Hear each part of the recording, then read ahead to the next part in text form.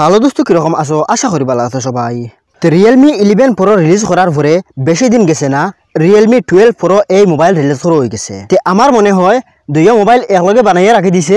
আর 11 pro 2023 লাস্টে release করছে আর 12 pro 2024 ফার্স্টে রিলিজ করে দিছে। তো চলো আজকে আমরা জানবো এই মোবাইলের পারফরমেন্স কিরকম দেব হয়েছে, তার ফেসিলিটি কিরকম দেব হয়েছে, এই মোবাইল দেখতে কিরকম, তার ক্যামেরার ফাংশন কিরকম, এই মোবাইলের প্রাইস কত দেব হয়েছে। আর যদি আপনারা রিয়েলমি 12 প্রো প্লাস এই মোবাইলের রিভিউ জানতে চাইন তাহলে এই ভিডিওর ডিসক্রিপশনে লিঙ্ক দিয়া থাকবো, ওন থেকে আপনারা দেখে নিতে পারবা। আর 12 প্রো প্লাস এই দুই মোবাইলের কম্পেয়ার ভিডিও শেষে দেখতে চাও কমেন্টের মাধ্যমে ইয়েস লিখে দিবা, 2-1 দিনের ভিতরে আপনারা কম্পেয়ার ভিডিও দেখতে পাইবা। তো চলো আমরা দেরি না করিয়া মোবাইলের দিকে যাই। তার আগে আপনারা কইয়া যদি এই চ্যানেলক প্রথম ভিজিট করে তখন অনুরোধ করে সাবস্ক্রাইব করে লিবা, বেল আইকন বাজিয়ে দিলাইবা আর কষ্ট করে একটা লাইক করে দিবা,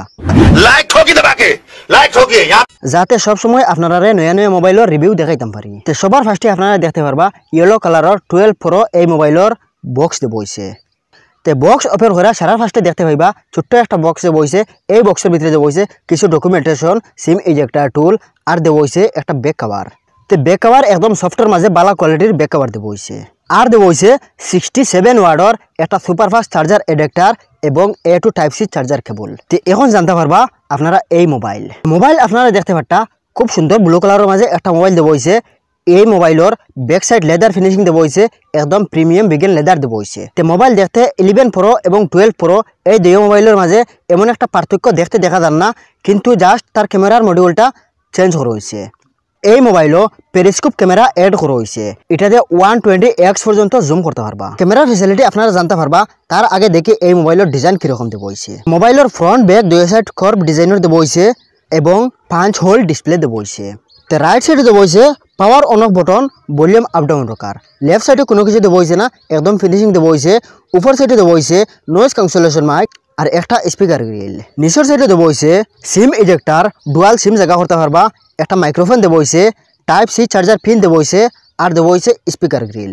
এখন জানতে পারবা এই মোবাইলের ফেসিলিটি কিরকম দেব হইছে। তো 12 প্রো প্লাস এবং 12 প্রো এই দুই মোবাইলের ফেসিলিটি কম বেশি আছে, আপনারা ভালো করে খেয়াল রাখবা। তো এই মোবাইল যেটা এটা হইল 12 প্রো প্লাস নাই, 12 প্রো প্লাস এই মোবাইলের ভিডিও ডিসক্রিপশনও দেখতে পাইবা। 6.7 ইঞ্চি সুপার এমোলেড ডিসপ্লে দেব হইছে, 1080x 2412 তার পিক্সেল রেজুলেশন দেব হইছে, 394 ppi তার পিক্সেল ডেন্সিটি দেব হইছে, 120 হার্জ তার রিফ্রেশ রেট দেব হইছে, 800 নিট ব্রাইটনেস দেব হইছে, 10+ HDR সাপোর্ট দেব হইছে। তো এই ডিসপ্লের ব্রাইটনেস যদি 800 নিট ব্রাইটনেস দেব হয় তবুও এটা আউটডোরও নিয়ে দেখবা এটার ব্রাইটনেস অনেক বেশি দেখতে দেখা যায়, এটা কোনো কমজোরি দেখা যায় না, একদম ভালো ব্রাইটনেস দেব হইছে। আর 120 হার্জ তার রিফ্রেশ রেট দেব হইছে। তো রিফ্রেশ অনেক পাওয়ারফুল দেব হইছে, একদম ভালো রিফ্রেশ রেট দেব হইছে।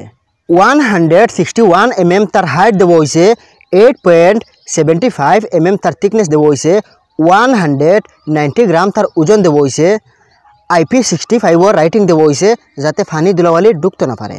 তো এখন জানবা এই মোবাইলের ক্যামেরা ফেসিলিটি কিরকম দেব হইছে। 50 MP হোয়াইট অ্যাঙ্গেল ক্যামেরা দেব হইছে, 8 MP 2.2 আলট্রা ওয়াইড ক্যামেরা দেব হইছে, 32 MP 2.0 তার টেলিফোটো ক্যামেরা দেব হইছে।